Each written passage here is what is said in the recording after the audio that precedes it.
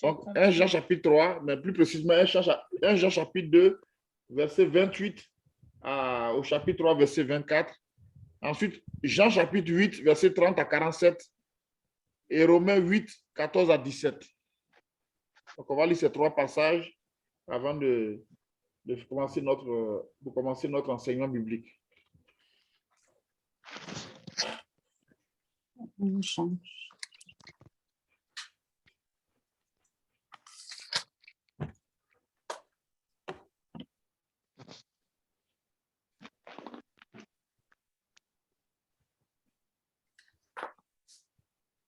Vous avez vu qui veut nous aider?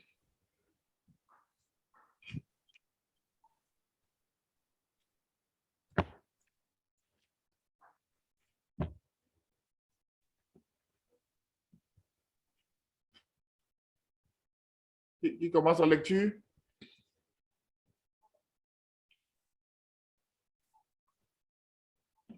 Alléluia. Amen. C'est 1 Jean chapitre 3, à partir de quel verset, s'il vous plaît?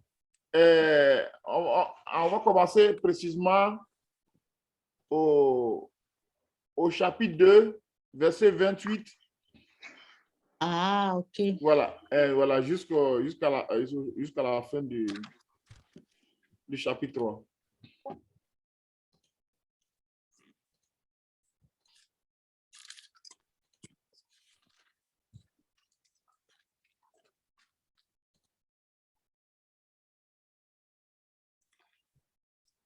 Ok, je vais essayer de lire 1 Jean chapitre 2, verset 28. À partir de 28, je m'arrête à 1 Jean chapitre 3, verset 10, et puis quelqu'un d'autre va continuer. D'accord. Et maintenant, petits enfants, demeurez en lui afin que, lorsqu'il paraîtra, nous ayons de l'assurance et qu'à son avènement, nous ne soyons pas confus et éloignés de lui. Si vous savez qu'il est juste, reconnaissez que quiconque pratique la justice est né de lui. Voyez quel amour le Père nous a témoigné pour que nous soyons appelés enfants de Dieu.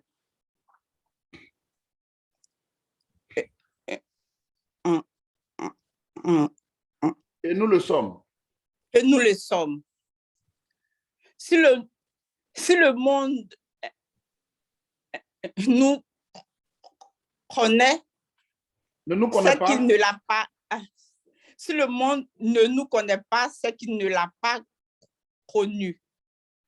Bien-aimés, nous sommes maintenant enfants de Dieu.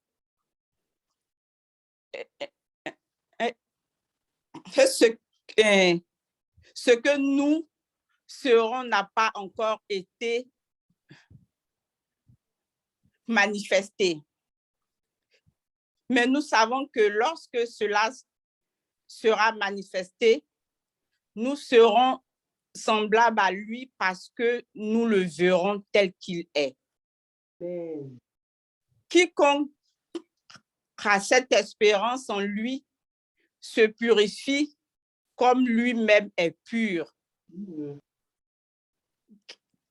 Quiconque pêche, transgresse la loi et le péché est la transgression de la loi.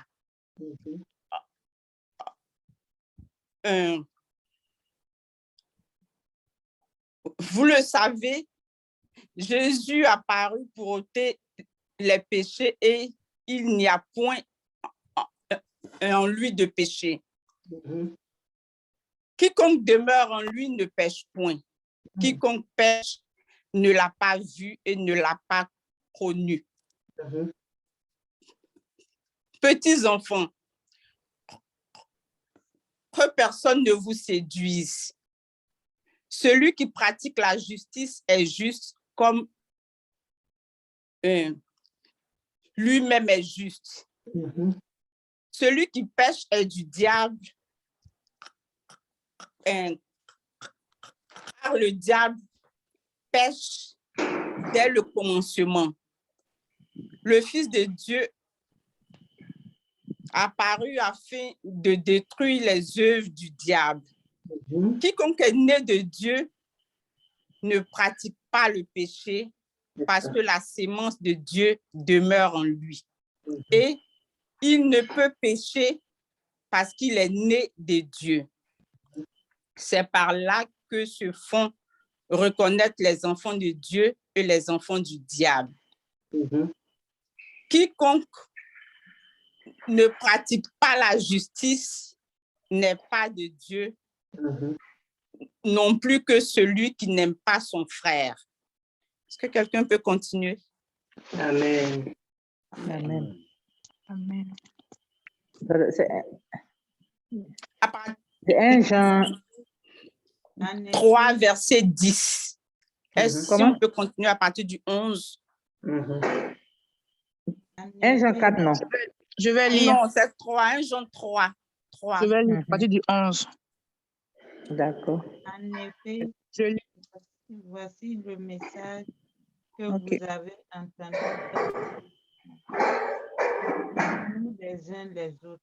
Pas comme Caïn. Il appartenait au mauvais. On n'entend pas bien la lecture. On peut reprendre à partir du verset 11 pour qu'on comprenne bien.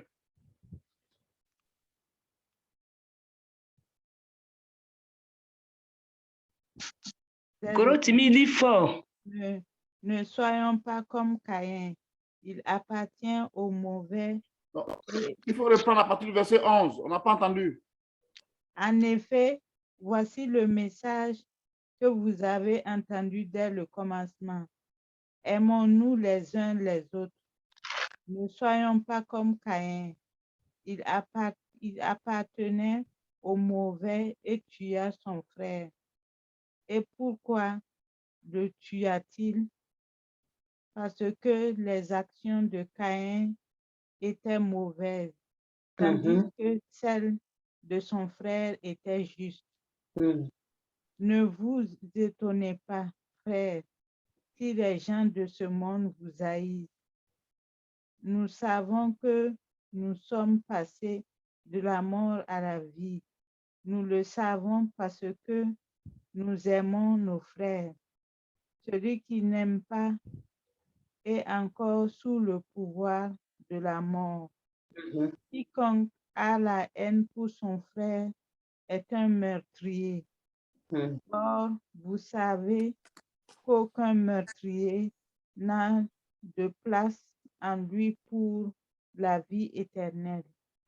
Voici comment nous savons ce qu'est l'amour. Jésus-Christ a donné sa vie pour nous. Donc, nous aussi, nous devons être prêts à donner notre vie pour nos frères. Si quelqu'un ayant largement de quoi vivre voit son frère dans le besoin pour lui faire son cœur, comment peut-il prétendre qu'il aime Dieu? Mes enfants, n'aimons pas seulement en parole, avec les beaux discours. Faisons preuve d'un véritable amour qui se manifeste par des actes. Voilà comment nous saurons que nous appartenons à la vérité. Voilà comment notre cœur pourra se sentir rassuré devant Dieu. En effet, même si notre cœur nous condamne, nous savons que Dieu est plus grand que notre cœur et qu'il connaît tout.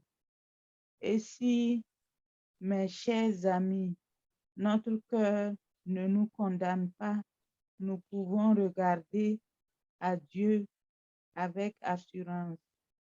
Nous recevons de lui tout ce que nous demandons parce que nous obéissons à ses commandements et faisons ce qui lui plaît. Voici ce qu'il nous commande, c'est que nous croyons au nom de son Fils Jésus-Christ et que nous l'aimions les uns les autres comme le Christ nous l'a ordonné. Celui qui obéit au commandement de Dieu demeure uni à Dieu et Dieu est présent en lui. Voici comment nous savons que Dieu demeure en nous. C'est grâce à l'Esprit Saint qu'il nous a donné. Amen. Amen. Amen. Amen. Amen. Alléluia. Amen. Amen. Alors, on va compléter un autre passage. Romains 8, 14 à 17.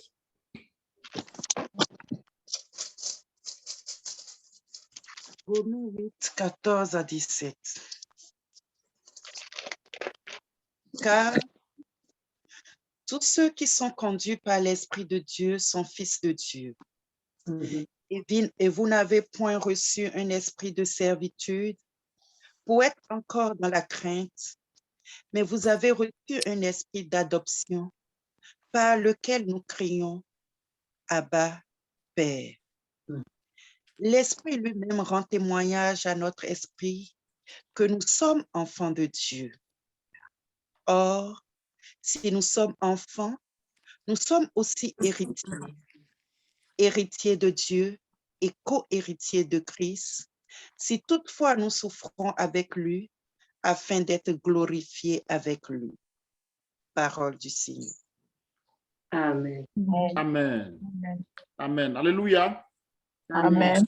Alors donc, bien-aimés, nous sommes aujourd'hui à notre thème, comment reconnaître les enfants de Dieu. Donc, le verset 28, ce paragraphe-là commence au verset 28 du chapitre 2 jusqu'à la fin du chapitre 3. Mais, à mon avis, le verset 28 devait être attaché au paragraphe précédent, n'est-ce pas, où on parlait de demeurer en Christ. C'est en quelque sorte, ça a été utilisé comme une transition, mais c'est vraiment la conclusion du paragraphe précédent. Donc, je rappelle que ce livre, cette épître de 1 Jean, le mot qui revient sans cesse, c'est le mot communion, n'est-ce pas? Communion, communion avec le Père, communion avec le Fils par le Saint-Esprit. La communion, donc cette relation intime qui lie un homme à Dieu, n'est-ce pas? Et il revient sans cesse, demeurer en Dieu. Et Dieu demeure en vous, n'est-ce pas? Ça revient sans cesse, sans cesse. À chaque paragraphe, vous allez retrouver la même chose, n'est-ce pas? Et petits enfants, demeurez en lui, n'est-ce pas? Ça va revenir encore. Demeurez en lui, il demeure en vous. Dieu demeure en vous, vous demeurez en lui, c'est la même chose. Donc cette communion, cette relation intime, ce cœur à cœur, nous sommes unis à Dieu, notre cœur est lié à lui, son cœur est lié à nous. Et nous l'entendons, nous lui parlons, lui aussi nous parle, nous communiquons avec lui. Nous avons une intimité, une relation d'amour, n'est-ce pas? Il y a un homme de Dieu nigérien qui est décédé maintenant, le prophète T.B. Joshua, dans son enseignement, ça revient tout le temps. Il dit, Christianity is a love relationship between God and man. Donc, le christianisme, c'est simplement une relation d'amour entre Dieu et les hommes. Ça, il revient sans cesse, n'est-ce pas? C'est ce que Jean nous dit ici, c'est la même chose. Donc, cette relation d'amour qui nous unit à Dieu, là, c'est ça, c'est l'objet de cette épître-là. Donc, en tant qu'homme, comment nous pouvons entretenir cette relation avec Dieu? C'est ça, cette intimité, ce contact vivant avec Dieu qui nous permet de vivre la vie à laquelle Dieu nous appelle sur la terre. C'est ça qui est l'objet vraiment de cette épître-là. Et donc, il conclut au verset 28 que si nous demeurons en lui, nous aurons l'assurance quand il va apparaître, tu es déjà lié à lui. Et bien aimé, je vous rappelle que tout ce que Jean développe dans 1 Jean, là, dans les épîtres de 1 Jean, 2 Jean et 3 Jean, ça a été largement développé dans son évangile de Jean. Donc, vous allez retrouver comme un petit résumé de ce qu'il a dit dans Jean. Vous voyez, ici, quand il parle de notre union avec Dieu, avec Christ, de notre communion, du fait de demeurer en Dieu, que Dieu demeure en nous, il a utilisé dans Jean chapitre 15, si vous vous souvenez, l'image, n'est-ce pas, de la vigne, n'est-ce pas, et des sarments, n'est-ce pas, la vigne, les sarments, la branche et le tronc. N'est-ce pas? Il dit qu'il est la vie et nous sommes les sarments. Donc, il est le tronc de l'arbre et nous sommes les branches qui sont rattachées à lui. Et vous voyez que la branche ne peut rien faire si elle n'est pas rattachée au tronc. Et c'est la vie du tronc, la sève qui coule dans le tronc vers les branches, qui nourrit les branches et qui permet aux branches de porter des fruits. Alléluia. Amen. Donc, cette image qu'il prend de l'union, et il dit dans Jean 15, sans moi, vous ne pouvez rien faire. N'est-ce pas? Si quelqu'un ne demeure pas attaché à moi, c'est comme une branche qui n'est pas liée à l'arbre, il est coupé et il dit qu'il sèche. C'est la même chose pour nous. Donc, notre contact vivant avec Dieu par Jésus, c'est ça que Jean développe ici. Aujourd'hui, il va nous parler spécifiquement de comment reconnaître un enfant de Dieu. Comment? Parce que le but, quand on accepte Jésus, là, on devient fils de Dieu, n'est-ce pas? Dans Jean 1, verset 12, vous vous rappelez de ce qu'il a dit? À tous ceux qui l'ont reçu, à tous ceux qui croient en son nom, elle a donné, donc la parole a donné le pouvoir de devenir enfant de Dieu, n'est-ce pas? Lesquels sont nés, non de la volonté de la chair, non de la volonté de l'homme, mais de Dieu. Donc, c'est ça, ce chapitre 3-là va être consacré vraiment aux caractéristiques et à la vie des enfants de Dieu. Regardez ce qu'il nous dit au verset 29. Si vous savez qu'il est juste, reconnaissez que quiconque pratique la justice est né de lui. Donc, pour devenir fils d'un homme, il n'y a pas plusieurs procédés. Là, il y a le procédé naturel, n'est-ce pas, qui est la procréation. Un homme et une femme s'unissent et un enfant sort de cette union et le père donne un nom pour reconnaître son enfant, n'est-ce pas? Alors, ça c'est l'aspect naturel. Et l'autre possibilité, c'est l'adoption, n'est-ce pas? On peut adopter un enfant, même s'il n'est pas biologiquement né de nous, on peut l'adopter. Mais sur le plan spirituel, on parle donc de la naissance spirituelle. Le fait que notre esprit est recréé à nouveau. La Bible utilise l'expression est régénéré. Alléluia. Donc, à partir du moment où nous avons cru en Jésus, nous avons accepté Jésus comme notre Seigneur et Sauveur, il y a un changement qui s'opère dans notre cœur. Il y a une transformation, une régénération. Notre esprit qui était mort là reprend vie. Pourquoi? Parce que le Saint-Esprit va faire une œuvre en nous. C'est ce que le Seigneur disait à Nicodème dans Jean 3, en disant que si un homme ne naît de nouveau, il ne peut voir le royaume de Dieu. Donc cette nouvelle naissance, qui est le fait que notre esprit, notre cœur est régénéré, est transformé à nouveau, reprend vie, et que le Saint-Esprit vient habiter en nous là. C'est ça qui fait de nous des enfants de Dieu. Alléluia. Amen. Alléluia. Amen. Amen. Pour que nous soyons enfants de Dieu, il faut que nous naissions de Dieu. C'est ce que Jésus a dit à Nicodème. Il faut que tu naisses de nouveau. Il parlait, il admirait le Seigneur. Oh, tu fais les grandes choses, tu es un homme docteur venu de Dieu. Il dit, c'est vrai tout ça. Mais toi aussi, si tu nais dans le royaume, tu peux faire les mêmes choses que je fais. Donc, il faut que tu naisses de nouveau. Si tu veux voir les mêmes choses que je fais là, tu veux réaliser aussi les mêmes miracles là, il faut naître de nouveau. Deviens fils de Dieu. Quand tu deviens fils de Dieu, et tout à l'heure on l'a lu dans ce que notre sœur Vicky nous a lu dans Romains 8, il dit, nous sommes enfants de Dieu et l'Esprit de Dieu qui est en nous, n'est-ce pas, nous témoignons que nous sommes enfants de Dieu et nous disons Abba Père. Donc, nous reconnaissons, nous confessons notre filiation en tant que fils de Dieu et Dieu est notre Père, nous devenons fils. Donc, c'est la naissance spirituelle. Et quand on est, donc, la chose donc, qui nous caractérise en tant que fils de Dieu, c'est d'abord le fait d'avoir le Saint-Esprit. Alléluia. Amen. Tout à l'heure, on l'a lu dans Romains 8, il dit, celui qui n'a pas l'Esprit de Dieu, il ne lui appartient pas. Amen. Amen. Et ça, on n'insiste pas suffisamment dessus dans les églises. Ce n'est pas le fait d'aller à l'église, ce n'est pas le fait de prendre communion, de prendre le baptême. Tout ça, si tu n'es pas né de nouveau, là, tu peux sortir de l'eau et tu n'es pas fils de Dieu. Ce n'est pas ça qui fait de toi un enfant de Dieu. C'est une naissance spirituelle, c'est une expérience que tu fais. Dès le moment où tu ouvres ton cœur à Christ, tu l'acceptes, n'est-ce pas, comme ton Seigneur, ton Sauveur personnel dans ton cœur, et que tu dis que Seigneur Jésus, tu es mort pour moi, je t'accepte comme mon Seigneur et mon Sauveur. Viens dans mon cœur. C'est quand tu le dis par la foi, c'est ça que le Saint-Esprit prend pour venir habiter en toi, te transformer, te purifier et venir habiter en toi. C'est ça qui fait de toi un fils de Dieu. Quelqu'un qui n'a pas l'Esprit de Dieu, vous voyez, les hommes sont des créatures de Dieu. Alléluia. Amen. Les hommes sont les créatures de Dieu, mais tous les hommes ne sont pas des fils de Dieu. Tous les hommes ne sont pas des fils de Dieu. On est tous créatures de Dieu. Qu'on soit blanc, qu'on soit noir, qu'on soit jaune, qu'on soit rouge, on est tous créés par Dieu. Mais nous ne sommes pas tous enfants de Dieu. On devient enfant de Dieu par une naissance spirituelle, n'est-ce pas? Naître de Dieu par la foi en Jésus. Alléluia. Alors, comment on peut savoir qu'on est réellement enfant de Dieu? C'est ça qu'il va nous expliquer. Sur verset 29, regardez, il dit, si vous savez qu'il est juste, donc Dieu est juste, et reconnaissez que quiconque pratique la justice est né de lui. Amen. Donc, vous allez voir que la Bible est tellement parfaite, le mot et l'expression né de lui là. Regardez, dans ce passage-là, c'est 3 fois, ça revient 3 fois. Le verset 29 est né de lui. Ensuite, regardez le verset 9. N'est-ce pas? Le verset 29 est né de lui. Le verset 9 aussi est né de lui 2 fois. Vous voyez, ça devient 3 fois. Le chiffre 3, c'est le chiffre de la totalité. Quiconque est né de Dieu. Ensuite, parce qu'il est né de Dieu aussi. Donc, vous voyez, le verset 9, il y en a 2 fois et le verset 29 du chapitre 2, 1 fois. Et enfant de Dieu aussi, vous allez voir que c'est 3 fois, ça va être répété 3 fois dans ce chapitre. Vous voyez, la parole de Dieu, elle est parfaite. 3, c'est le chiffre de la totalité.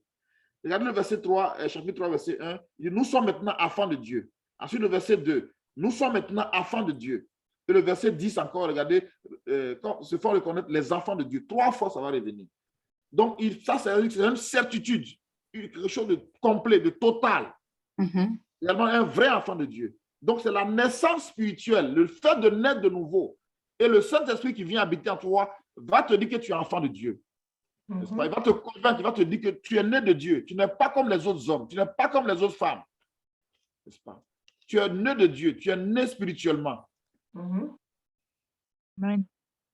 Alors, et donc, il va nous montrer de façon pratique comment est-ce qu'on sait qu'on est fils de Dieu. La chose qu'il va nous dire ici dans ce chapitre 3, il va nous dire simplement que nous avons en nous la nature de Dieu. Amen.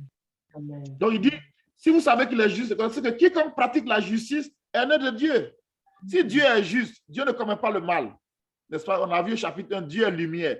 Ça veut dire que si tu pratiques la justice c'est ce qui est conforme à la loi. N'est-ce pas? Quelque chose qui est la justice, c'est conforme à la loi. Donc, tu pratiques la loi de Dieu. Tu vois? Donc, c'est pourquoi au verset 4, il va dire, celui qui pêche transgresse la loi. N'est-ce pas? Il est unique. Il est unique, il transgresse la loi. Mais celui qui est juste, c'est celui qui pratique la loi de Dieu, la loi morale. Il respecte la loi morale qui est résumée par les 10 commandements. N'est-ce pas? Et qu'on résume par aimer Dieu de tout son cœur, c'est le plus grand commandement. Et le second qui lui est semblable, aimer son prochain comme soi-même. Et Jésus va aller plus loin en donnant un nouveau commandement en disant, c'est vrai, ce n'est pas aimer ton prochain comme toi-même, mais d'aimer ton frère comme moi je vous ai aimé. Amen. Donc, vous voyez, bien aimé, la nature de Dieu, si vous lisez rapidement, je vais vous lire ce verset-là, c'est très important. C'est Exode 34, verset 6. Je vais juste vous le lire. Exode 34, verset 6, où Dieu révèle à Moïse son caractère. Regardez, Exode 34, 6. L'Éternel passa devant lui et s'écria, l'Éternel, l'Éternel, Dieu miséricordieux, compatissant, lent à la colère et riche en bonté et en fidélité, qui conserve son amour jusqu'à 1000 générations, qui pardonne l'iniquité, la rébellion et le péché, mais qui ne tient point le coupable pour innocent, et qui punit l'iniquité des pères sur les enfants et sur les enfants des enfants jusqu'à la 3e et la 4e génération. Voilà ici résumé ce qu'on appelle le caractère de Dieu. Donc, les 2 traits du caractère de Dieu, c'est l'amour et la justice. Amen. Amen. L'amour, là, ça se manifeste par quoi? D'abord, sa miséricorde, le fait que il prend, quand quelqu'un souffre, il ne dit pas que tu mérites ce que tu fais, non. Il a compassion et il veut t'aider, n'est-ce pas? C'est ça la miséricorde. Il est prêt à te pardonner si tu te repens. Ensuite, là, la colère, donc les 5 traits de l'amour, là, c'est ça, miséricorde, compassion, là, la colère, donc la patience, riche en bonté, la fidélité. Donc, c'est les 5 points qui sont en rapport avec l'amour. Amen. Donc, on dit qu'il conserve son amour. Donc, quand on dit Dieu est amour, là, ça veut dire que Dieu est miséricordieux, Dieu est compatissant, Dieu est lent à la colère, il est patient, il est bon, il est riche en bonté, donc il est fidèle dans son alliance. Ça, c'est son amour. Ensuite, dans sa justice, ça veut dire qu'il punit l'iniquité. N'est-ce pas? Quand tu fais le mal, il juge le péché. C'est pourquoi l'enfer existe, n'est-ce pas? Le lac de feu, de souffle existe et le ciel existe. Le ciel, c'est l'expression de l'amour de Dieu. Et l'enfer, c'est l'expression de la justice de Dieu. Il punit le péché. Il punit le pécheur. C'est ça. Il est parfaitement juste. Il est infiniment juste. Il ne tolère pas le mal. Mais il aime le bien. Amen. Amen. Donc, voici ce caractère-là. Donc, bien aimé, qu'on ne nous trompe pas. Ceux qui disent Dieu est bon, la bonté de Dieu, c'est bien, Dieu est bon. Dieu est amour, c'est bien. Mais si tu oublies de parler de la justice de Dieu, c'est une tromperie, c'est une hérésie. Tu dois parler de l'amour de Dieu et de la justice de Dieu. Amen.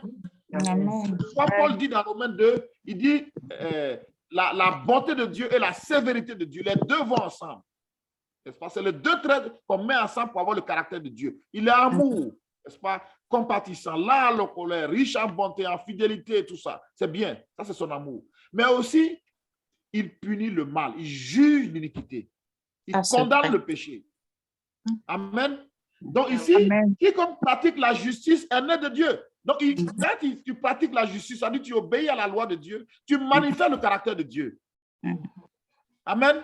Et c'est ça qui montre que tu es enfant de Dieu. Tu ne peux pas dire que tu es enfant de Dieu et le péché que les païens commettent. Si le païen commet l'adultère, toi aussi tu fais la même chose. Si le païen se caille pour regarder porno, toi aussi tu regardes porno. Mais qu'est-ce qui est différent entre toi et lui? Zéro. Voilà. Donc là, ce qui nous caractérise, c'est donc notre justice et notre amour. C'est ça qui fait que nous sommes enfants de Dieu. De façon pratique. C'est vrai, le Saint-Esprit en nous. Mais il est venu pour reproduire en nous le caractère de Dieu. Alléluia.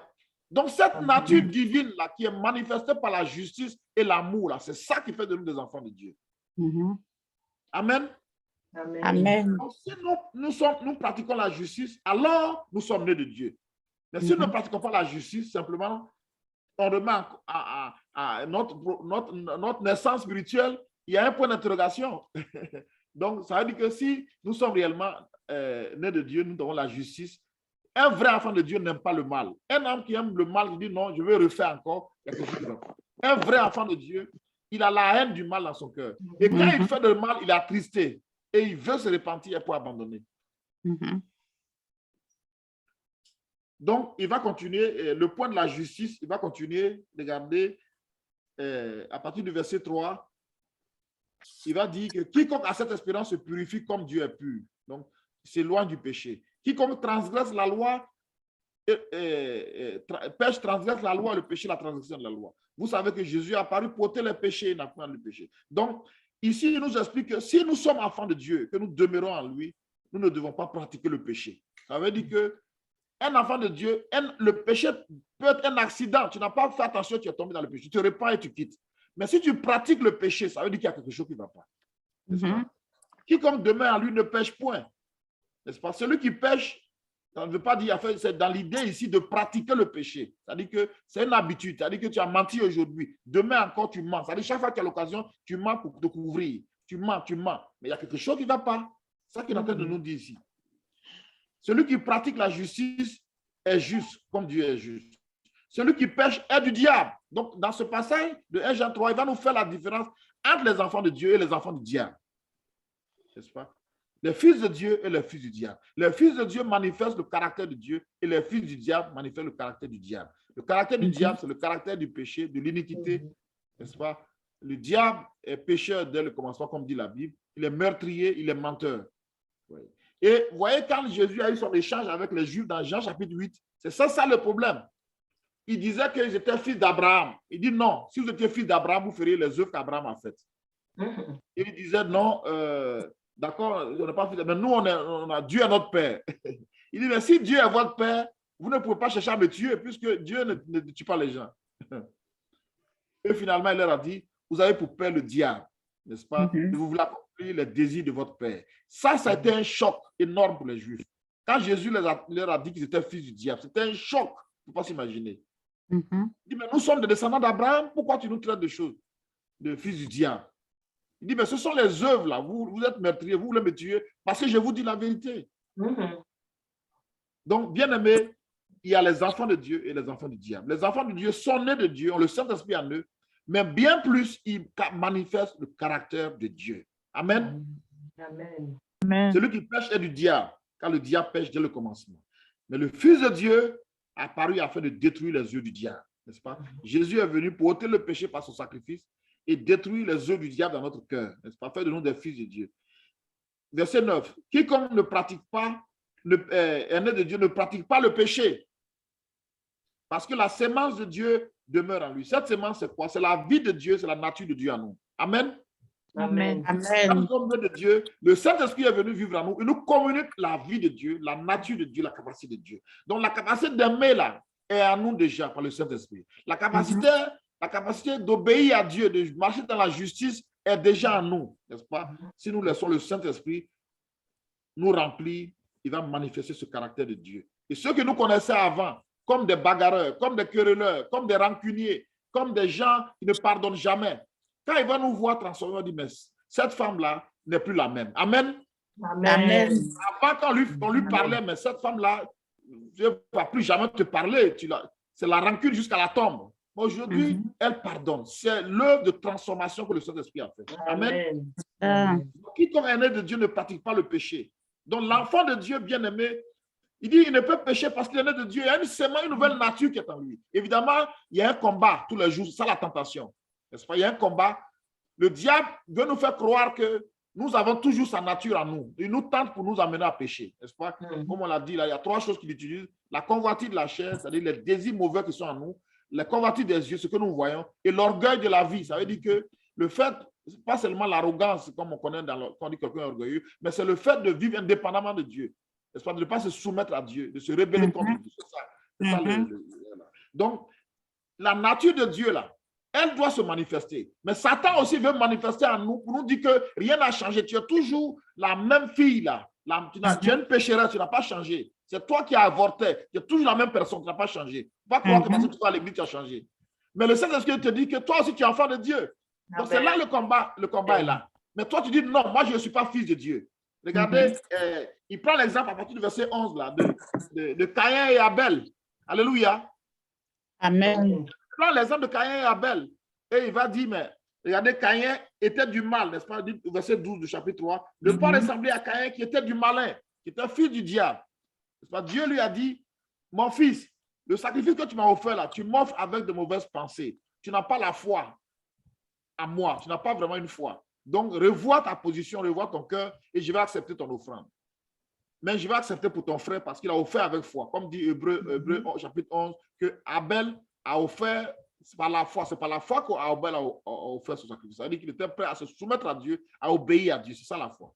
Alors, mais Caïn, au lieu de se repentir et de revenir, n'est-ce pas, il a laissé le diable s'aimer dans son cœur la haine, n'est-ce pas? La haine contre son frère, la colère d'abord, la jalousie d'abord, pardon, la colère et ensuite la haine s'est installée et par la haine, il a tué son frère. C'est ce qu'il va nous prendre ici pour nous dire que Caïn il a laissé la nature de Satan le dominer, n'est-ce pas? La colère, la jalousie et le meurtre. Satan est meurtrier, il tue les gens. D'abord spirituellement, ça veut dire qu'il te donne la mort par le péché, n'est-ce pas? Et après, tu as la mort éternelle avec lui. Donc, Caïn a suivi la voie du diable. Mais Abel est un fils de Dieu. Amen. Amen. La Bible l'appelle Abel le juste. Il s'est soumis à Dieu. Il a offert par amour un sacrifice à Dieu, de reconnaissance. Il s'est soumis à Dieu et Dieu a accepté son offrande. La Bible dit qu'il parle quoique mort. Son offrande parle encore quoi qu'il soit mort parce qu'il a agi par la foi. Donc, la nature de Dieu, la justice de Dieu, le fait d'obéir à la loi de Dieu, c'est ça. Marcher selon la volonté de Dieu, c'est ça la justice. Et l'autre aspect, c'est l'amour, n'est-ce pas? Et on l'a déjà vu dans les chapitres passés. Il revient encore à partir du verset 11 jusqu'à la fin pour nous parler de l'amour fraternel, l'amour qui n'aime pas seulement juste dans la bouche. Mon frère, que Dieu te bénisse, ma soeur, que Dieu te bénisse. Mais tu sais qu'il a un problème, tu ne peux pas l'aider, n'est-ce pas? Alors que tu peux l'aider. Pas? Il dit, si vous voyez que quelqu'un possède les biens de ce monde et que vous voyez son frère dans le besoin, il lui ferme ses entrailles, il lui ferme son cœur. Comment l'amour de Dieu demeure en lui? Donc, il dit, n'aimons pas en parole. Avec la langue, c'est facile d'aimer, de dire des paroles, mais en action et avec vérité. Amen. Amen. Donc, le deuxième trait de caractère, c'est l'amour que nous allons témoigner pour nos frères et sœurs. Le fait que nous les portons en prière, nous leur rendons visite, nous les appelons, nous leur envoyons des messages. Nous pensons à eux, nous leur rendons visite dans leur affliction, nous les appelons pour les consoler, nous partageons leur peine, nous portons leur fardeau, n'est-ce pas? Comme Christ l'a fait pour nous. Il nous donne l'exemple de l'amour. Il supporte les autres, il porte leur fardeau jusqu'à la mort. Donc, les deux traits, ce qui nous montre de façon pratique que nous sommes fils de Dieu, c'est la justice. Quiconque pratique la justice est né de lui, est semblable à lui, qui lui ressemble. Mais quiconque aime aussi, n'est-ce pas, est de Dieu. Alléluia. Amen. Et celui qui n'a pas été meurtrier, dans la mort, n'est-ce pas, il ne fait pas le bien, il fait le mal. Alléluia. Donc, voilà, résumé ce que Jean veut nous dire ici dans ce chapitre 3. Il dit, nous sommes fils de Dieu. C'est un amour que Dieu, il dit, voyez l'amour que Dieu a témoigné pour que nous soyons enfants de Dieu. Dieu a fait mourir, a fait don de son fils, n'est-ce pas, pour que nous puissions devenir fils de Dieu. Il a offert son fils en sacrifice pour qu'il naisse, qu'il meure pour nous et que par son sacrifice, nos péchés soient pardonnés. Et ça nous permet au Saint-Esprit de venir vivre en nous, de nous transformer, de nous changer à l'image de Christ, n'est-ce pas, qui est le Fils par excellence, qui a marché dans la justice, dans l'obéissance, qui n'a jamais péché et qui a vécu par amour, l'amour sacrificiel de don de soi à la croix. Amen. Donc, Jésus, le Fils de Dieu, nous donne l'exemple. Comment un fils de Dieu doit vivre, n'est-ce pas, dans la justice. La Bible dit qu'il n'a point commis de péché, dans la bouille duquel il n'y a point commis de fraude. Alléluia. Amen. Un jour, il y a un frère qui m'a humilié publiquement devant des gens, qui m'a traité de tous les noms. Et j'étais tellement fâché que je voulais réagir. Et pour ne pas réagir violemment, je me suis éloigné un peu.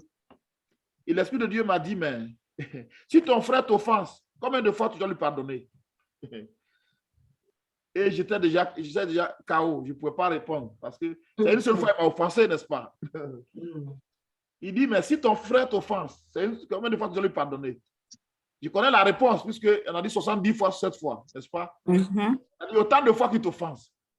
Et quand je n'ai pas répondu, j'ai laissé tomber ma colère et il a continué à me dire, mais tu as lu dans 1 Pierre, non? Qu'est-ce qu'on a dit de Jésus? On dit Christ aussi a souffert, n'est-ce pas? Vous laissez un exemple pour que vous suivez ses traces. Amen. Amen. Lui qui a été injurié, n'est-ce pas? On dit qu'il n'a pas répondu. N'est-ce pas? Il vous laisse un exemple.